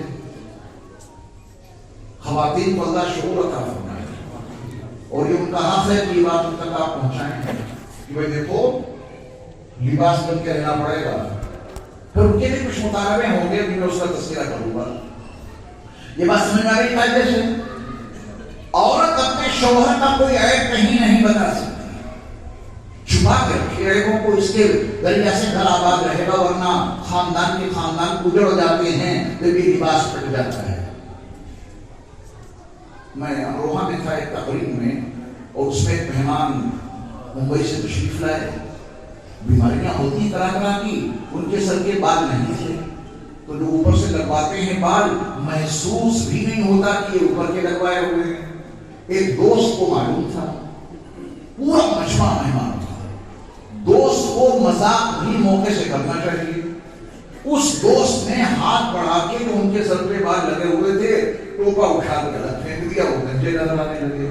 میں آپ کو اپنی آنکھوں دیکھا حال بتاتا ہوں, ان کے پاس ریوالور تھا, انہوں نے نکالا اسے مارنے کے دوست کو. اس وجہ سے ایک عیب ظاہر کر دیا. سب لوگوں کو معلوم تھا کہ سر پہ بال ہیں. اس ظالم نے ہمارے سر کے اوپر بنے ہوئے مصنوعی بال جو لگے ہوئے ہیں ان کو ہٹا کے میرا عیب ظاہر کر دیا. اس نے گولی مارنے کا فوراً ارادہ کیا. لوگ دوڑے, کیونکہ مجمع بہت زیادہ تھا. اگر لوگ بیچ میں حائل نہ ہوتے تو اس عیب کے ظاہر کرنے پر ہی وہ اسے گولی مار دیتا مجمع میں. یہ آدمی عزت کے لیے جیتا ہے, کوئی اور نہیں. بیوی عیبوں کو آگے پہنچا رہی ہے. محبت کہاں سے بڑھے گی؟ فساد کی جڑ ہے. جا کے بتاؤ بیویوں کو کہ تمہارے رب نے تم کو تمہارے شوہروں کا لباس بنایا ہے, تو پوری زندگی لباس بن کے رہو گی تو عزت باقی رہے گی گھرانے کی. لباس کا دوسرا بڑا فائدہ یہ ہوتا ہے کہ اس سے وقار میں, زینت میں اضافہ ہوتا ہے. خذوا زینتکم عند کل مسجد. تمام مفسرین کا اتفاق ہے کہ یہاں لفظ زینہ یہ لباس کے لیے مستعمل ہے. ہر نماز کے وقت میں زینت کی چیز استعمال کرو, یعنی لباس پہنو. یہ اتنے اچھے لباس آپ نے کیوں پہن رکھے ہیں؟ عیب ہی چھپانا تھا. ٹاٹ لیا کے سستا تھا, ٹاٹ اور لپیٹ لیتے عیب چھپ جاتے. یا خالی لباس سے عیب ہی نہیں چھپانے ہیں, اس لباس سے زینت بڑھانی ہے, وقار بڑھانا ہے. قرآن نے اشاروں میں بتا دیا کہ بیوی اپنے شوہر کا لباس ہے, تو اپنے شوہر کے عیبوں کو بھی چھپائے. اور اس کا کردار, بیوی کا کردار, اس کے اخلاق, اس کے شوہر کے وقار اور اس کی عزت اور اس کی زینت کے بڑھنے کا ذریعہ بن جائے. ایسے زندگی گزارنی ہے بیوی کو. وہ اپنی ساس اور اپنے سسر کی ایسی خدمت کرتی ہے جیسے اپنی حقیقی ماں اور اپنے سگے باپ کی خدمت کی جاتی ہے. دیواری جٹھانی کے ساتھ میں ایسی رہتی ہے جیسے سگی بہنوں کے ساتھ میں رہا جاتا ہے. پورے گھر کی صفائی ستھرائی کا خیال. مجال ہے کوئی نماز قضا ہو جائے, قرآن کی تلاوت پابندی سے کرتی ہے. ان نیکیاں کرنے والی بیوی کے بارے میں لوگوں کی زبانوں پر یہ ذکر ہی جاتا ہے کہ میاں دیکھو یہ فلاں کی بیوی ہے. بیوی کے کردار سے, بیوی کے اخلاق سے, بیوی کے معاملات سے شوہر کی عزت بڑھنی چاہیے. بیوی کے کردار سے شوہر کی عزت میں چار چاند لگنے چاہیے. جیسے یہ لباس ہماری عزت کو بڑھا دیتا ہے, ایسے ہی بیوی اپنے شوہر کی عزت کو بڑھانے والی بن جائے, کیونکہ اسے اللہ نے اپنے شوہر کا لباس ٹھہرایا ہے نا. آسان سی بات. یہ پیغام پہنچائیں گے, پیغام پہنچاتے ہی کچھ سوالات بھی ہوں گے. بس ٹھیک ہے, ہمارے لیے تو اللہ کا آرڈر آ گیا کہ ہم آپ کے لیے لباس ہیں, آپ کے لیے بھی کوئی آرڈر سنایا مولانا صاحب نے بھی نہیں. سوال ہوگا باقاعدہ, یاد رکھیے گا. یک طرفہ ذمہ داری سے مسائل حل نہیں ہوتے بلکہ مسائل پیدا ہوتے ہیں. جملہ یاد رکھیے گا. ذمہ داری دو طرفہ نبھانی ضروری ہے, تبھی مسائل حل ہوں گے. تبھی قرآن نے فوراً کہا کہ وَأَنْتُمْ لِبَاسٌ لَهُنَّ, اور اے شوہروں تم اپنی بیویوں کا لباس ہو. اگر بیوی کو اجازت نہیں کہ وہ اپنے شوہر کا عیب کہیں بیان کرے کیونکہ وہ اس کا لباس ہے, رب العزا کی قسم شوہر کو بھی قطعاً اجازت نہیں وہ اپنی بیوی کے عیبوں کو کہیں بیان کرے. اس کو بھی اپنی بیوی کا لباس بن کے رہنا ہے. وہ وعید آپ نے سنی ہوگی علماء کی زمانے کی, جو لوگ اس دیواجی زندگی کے پرائیویٹ معاملات میاں بیوی کے درمیان جو خفیہ باتیں ہوتی ہیں, خفیہ معاملات ہوتے ہیں, اس دیواجی زندگی کی پرائیویٹ باتیں اور اس دیواجی زندگی کے پرائیویٹ معاملات کچھ نوجوان اپنے دوستوں کو خوش کرنے کے لیے, ان کو ہنسانے کے لیے وہ راز و نیاز کی باتیں جو ان کی بیوی کے ساتھ میں ہوئی ہیں اپنے دوستوں کے ساتھ میں شیئر کرتے ہیں, ہنساتے ہیں, خوش کرتے ہیں. ہے لباس یہ پھٹ گیا, بولے آپ لباس پھٹ گیا نا. قرآن نے کہا تھا کہ اے شوہر تو اپنی بیوی کا لباس ہے، اور وہ ظالم شوہر بالکل پرائیویٹ باتوں کو شیئر کر رہا ہے۔ نبی صلی اللہ علیہ وسلم نے فرمایا کہ ایسا انسان کل قیامت کے دن میدان محشر میں تمام انسانوں کے سامنے اس حال میں آئے گا، اس کے چہرے پہ نہ کھال ہوگی نہ گوشت ہوگا، اتنی بگڑی ہوئی شکل کے ساتھ میں اس کو لایا جائے گا۔ اللہ نے اس کو لباس بنایا تھا اپنی بیوی کا، لیکن یہ ظالم اپنی بیوی کا لباس بن کر نہ رہا، لباس کو پھاڑ دیا اور اپنی بیوی کے عیبوں کو لوگوں کے سامنے یا پرائیویٹ باتوں کو لوگوں کے سامنے بیان کرنا شروع کر دیا۔ تو پھر لوگ اس کی ذمہ داری کو نبھائیں گے انشاءاللہ۔ کبھی اپنی بیوی کا برائی کا تذکرہ، اس کی عیب کا تذکرہ کہیں نہ کیجیے گا، خاندان جڑ جاتے ہیں اس سے، فساد برپا ہو جاتا ہے معاشرے میں، سے قتل تک ہو جاتے ہیں اس کی بنیاد پر۔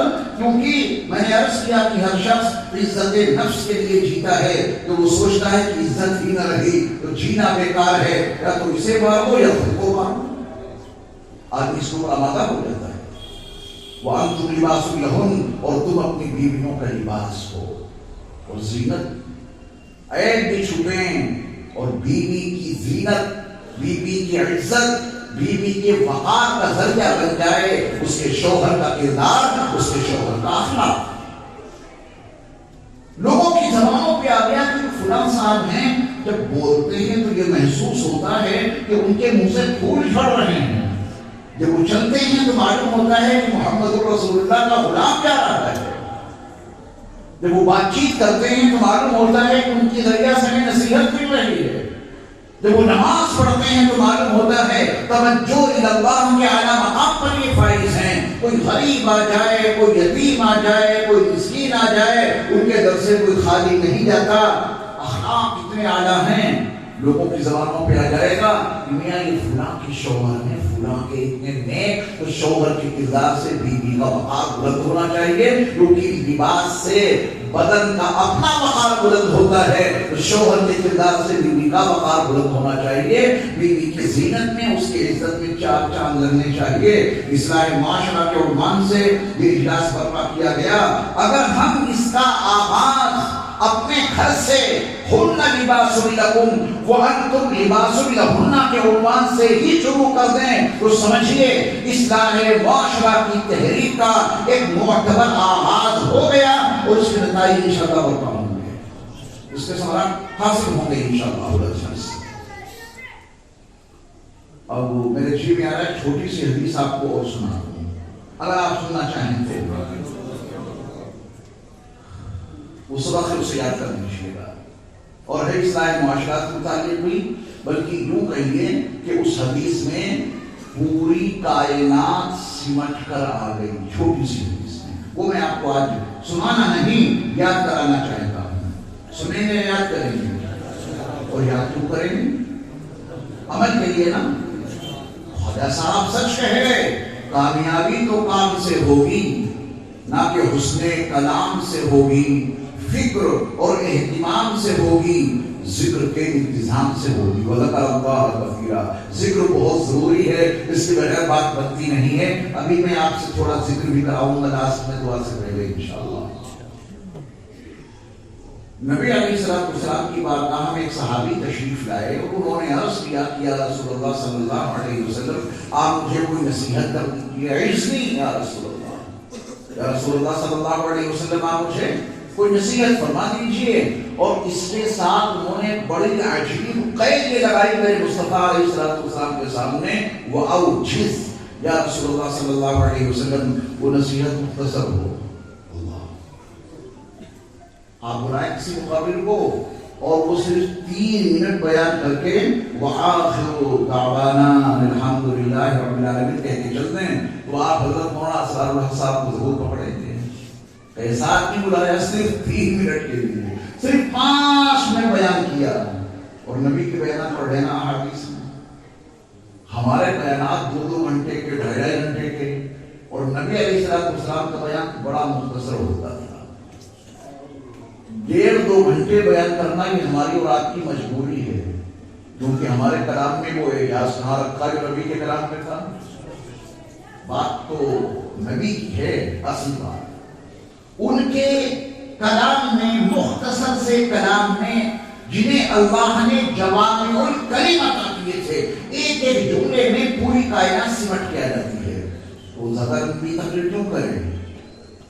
ہمارے پاس بیان کرنے کا سلیقہ ہی نہیں ہے، ایک بات کو سمجھانے کے لیے آدھا گھنٹہ چاہیے، اور معاف کیجیے گا ہم جیسے کہ آپ نہیں ہیں، میں بیان نہیں کر پاتا ہوں، آپ سن نہیں پاتے ہیں، ورنہ سننے کے والے جو ہوتے ہیں وہ ایک اشارے میں سب کو سمجھ جاتے ہیں۔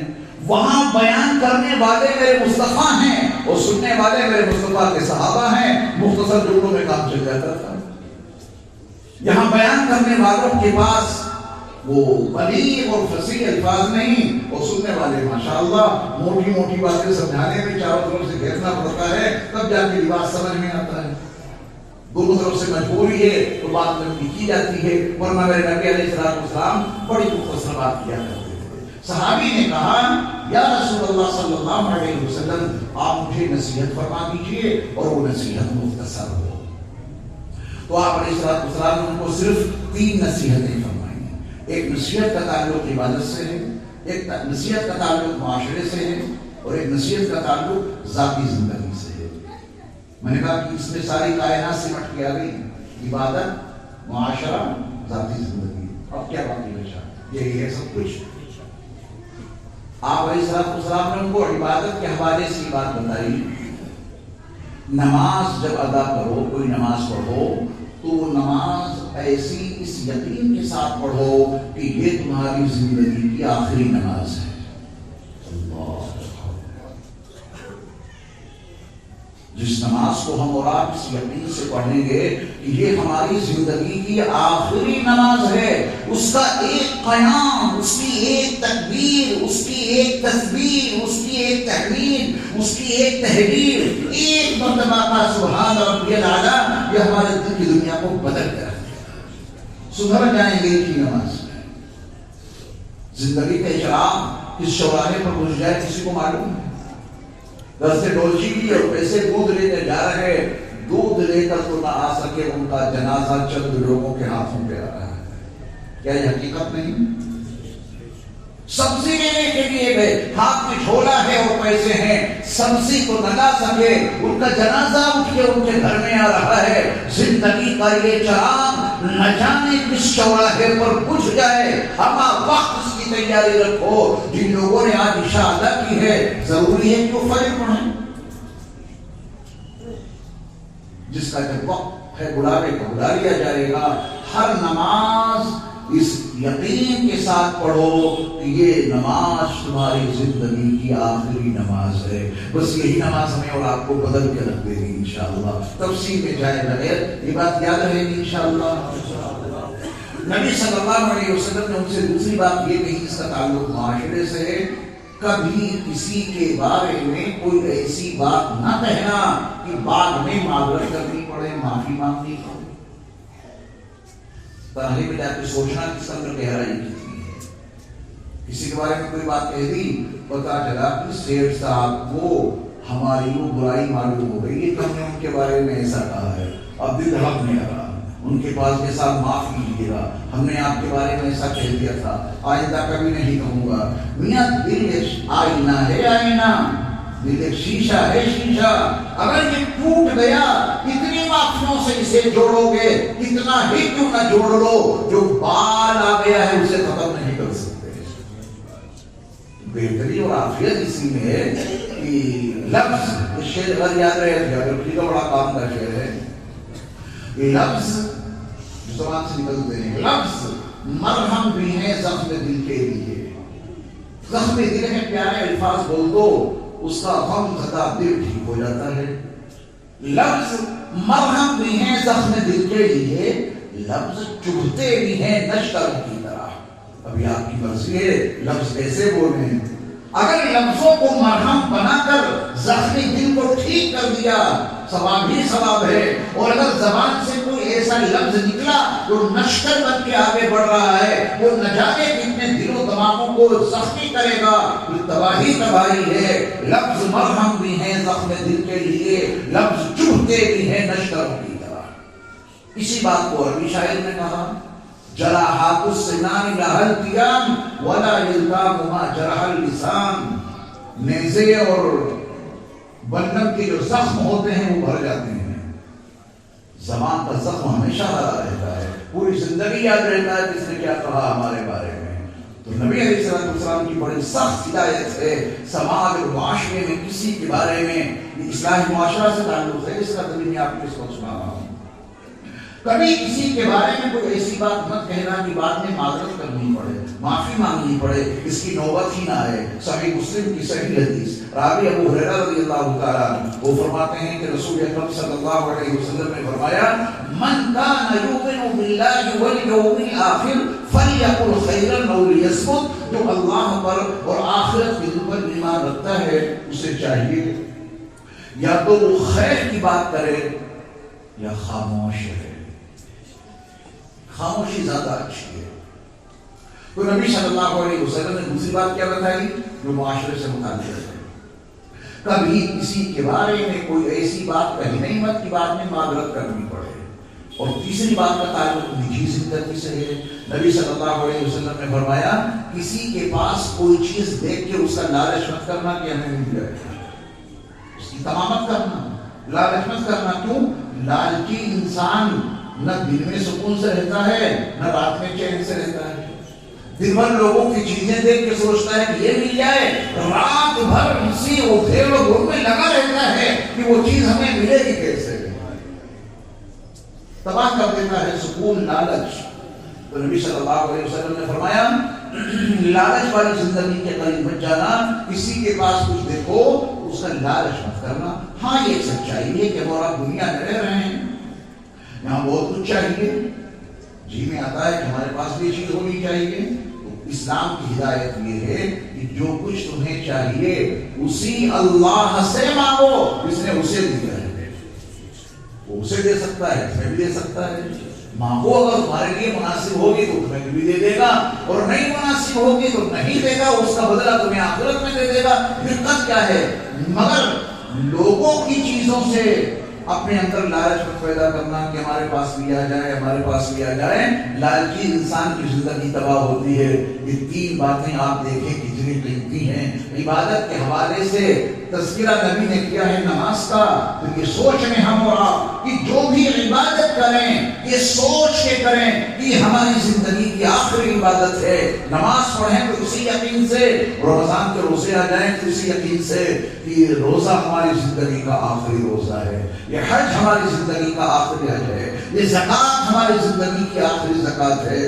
جو بھی عبادت کریں اس کے بارے میں تصور بنائیں تو یہی ایک چھوٹی سی عبادت ہماری اور آپ کی زندگیوں میں سارے اختلاف برپا کر دے گی. کسی کے بارے میں کچھ کہنے سے پہلے 1000 مرتبہ سوچیں. وہاں یہ سننا حضرت مولانا شاہ رحمت صاحب نے فرمایا کرتے تھے پہلے تولو پھر بولو پھر تولو, خود بخود سدھر جاؤ. جملہ یاد رکھیں حضرت کا, پہلے تولو یعنی بولنے سے پہلے 1000 مرتبہ سوچو کہ کہنا کیا ہے. بولو اور بول کے پھر تولو کہ کوئی گڑبڑی تو نہیں ہو گئی, کوئی غلط بات تو نہیں نکل گئی. اس میں کوئی غلطی ہے تو اس کی فوراً اصلاح کرو, تب جا کے زبان پہ قابو پا سکتے ہیں ہم اور آپ. ورنہ تو پھر آدمی زیادہ بولتا ہی رہے گا اور لوگوں کے دلوں کو زخمی کرتا رہے گا. اور تیسری بات, اپنی نجی زندگی میں لالچ نہ آنے دیں. خود بخود معاشرہ سدھر جائے گا, ماحول خود سدھر جائے گا. اتنا بڑا مجمع ہے, ایک ایک فرد اپنے بارے میں سوچ رہے, جتنی باتیں بھی بتائی گئی. میں اللہ کی بارگاہ کا فقیر ہوں, میں سوچوں. ایک ایک فرد سوچے, انا ختم ہو جائے گی, تکبر ختم ہو جائے گا, اللہ سے مانگنے کا جذبہ بیدار ہو جائے گا. اللہ غنی کے دربار میں ہم سب فقیر ہیں. فقیر مانگتا ہوا اچھا لگتا ہے, جو نہ مانگے وہ فقیر کیسا. ہم دین اور دنیا کی ہر چیز اپنے اللہ سے مانگیں گے. ایک مسئلہ حل ہو گیا, اصلاح معاشرہ سمجھا گیا. دوسرا مسئلہ بھی حل کر لیں, حل تو ہے اپنے ذہنوں میں لے آئیں. اللہ نے بیوی کو شوہر کا لباس بتایا ہے. بیوی اگر شوہر کا لباس ہے تو شوہر بھی بیوی کا لباس ہے. دونوں باتیں ایک ساتھ میں ہیں. کیا مجھے یہ بھی بتانا پڑے گا کہ عورتوں کا تذکرہ اللہ نے پہلے کیوں کیا؟ یہ مجھے بتانا پڑے گا یا آپ خود سمجھ جائیں گے؟ بولو. ہن لباس تم یا عورتیں تمہارا لباس ہیں. یہ پہلی بات اللہ نے ان کے لیے اس لیے بتائی کہ لباس پہلے وہی پھاڑتی ہیں. ہاں سچائی ہے یہ. تو اللہ نے ان کا تذکرہ پہلے کر دیا, انہیں مقدم کر دیا کہ بیماری ان میں زیادہ ہے, یہ جلدی لباس پھاڑ دیتی ہیں, تو پہلے ان کو دوائی دی جائے. بھائی دو مریض ہیں, ایک نارمل اور ایک ایمرجنسی, تو پہلے کس کو لے گا ڈاکٹر, ہے نا. تو بیمار تو دونوں ہیں, لیکن ایک کی حالت تو زیادہ خراب ہے, اللہ نے پہلے اس کو دوائی دے دی. ہن لباس لکم, یہ بیویاں اپنے شوہروں کا لباس ہیں, اور اتنا ہی موقع ہمیں اور آپ کو دیا, وہی مقام ہمارا اور آپ کو بتایا مردوں کا. وانتم لباس لہم, دونوں ایک دوسرے کے لیے لباس بن کے رہیں. سماج اپنے آپ صحیح ہوگا, معاشرہ اپنے آپ صحیح ہوگا. اور کیسے ہوتا ہے اصلاحی معاشرہ؟ لاٹھی ڈنڈا لے کے نہیں کریں, کوئی احتجاج کریں گے کیا؟ پورے میرٹ میں ایک ہنگامہ برپا کرنے کی کیا؟ اس سے کچھ بھی تو نہیں ہوگا. ایک مجلس میں بیٹھ کر پختہ ارادہ کر لو, تہیہ کر لو کہ آج ہمیں اپنی زندگی میں یہ نیک عمل اس داغیے سے برپا کرنا ہے. وہیں سے اصلاح معاشرہ کی تحریک شروع ہو گئی. تو ایک دوسرے کے لباس بن کے رہیں, یہ پیغام گھر میں جا کے پہنچا دیجیے. تیسری بات یہ ہے جو میں آخر میں عرض کی کہ ہم عبادت کوئی بھی کریں اس نیت سے کریں کہ زندگی کی آخری عبادت ہے, خود بخود سدھر جائیں گے. کبھی کسی کے بارے میں کوئی غلط جملہ نہ بولیں, اور کبھی کسی کے پاس کوئی چیز دیکھ کر کے اس کا لالچ نہ کریں. اور جب مانگیں تو ایسا مانگیں کہ دیکھنے والوں کو محسوس ہو جائے کہ مانگ رہے ہیں. اب یہ غلطی کبھی ہونی نہیں چاہیے.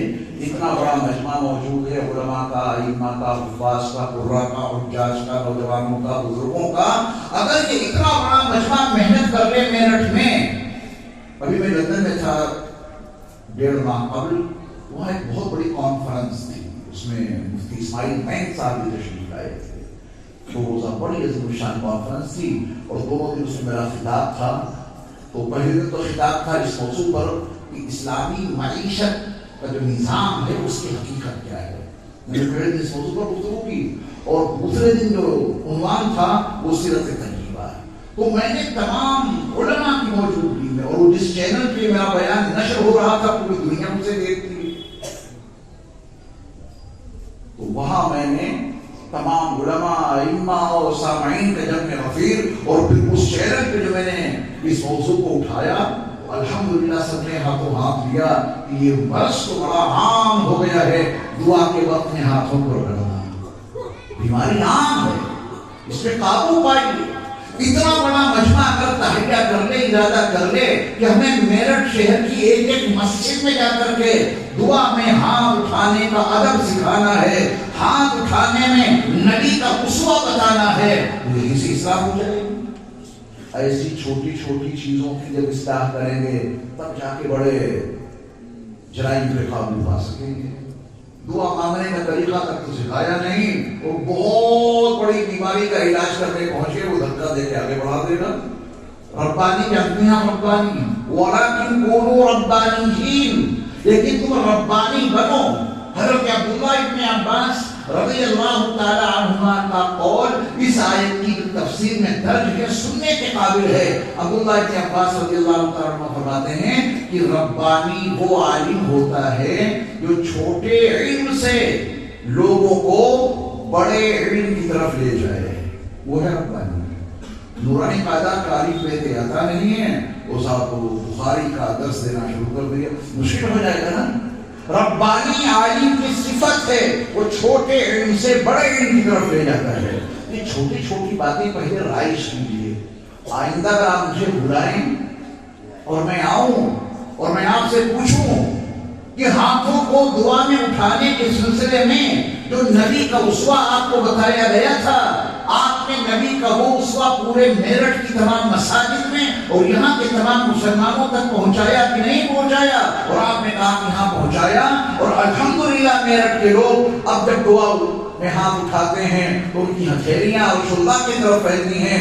معلوم ہوتا ہے کہ کچھ مانگ رہے ہیں. یقین جاننا اس ایک عمل کے نتیجے میں نہ جانے کتنے سارے انقلابات یہ میرٹھ کی سرزمین پہ رونما ہوں گے انشاءاللہ. کریں گے کوشش. تو آج کے سبب میں اتنی ہی باتیں کافی ہیں. اللہ مجھے اور آپ کو بچے محمد فیضان دونوں ہیں. محمد فیضان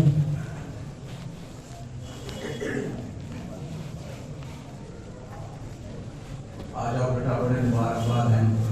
مبارکبادی کے قابل میں آپ لوگ, اللہ تعالیٰ نے آپ کو وعلیکم السلام قرآن مجید کی نعمت سے مالا مال کیا ہے. آپ کو اگر کوئی شخص بھی بتائے کہ بھائی ہر گھرانے میں ایک MBBS ڈاکٹر ہونا بہت ضروری ہے, تو آپ اس کی تعریف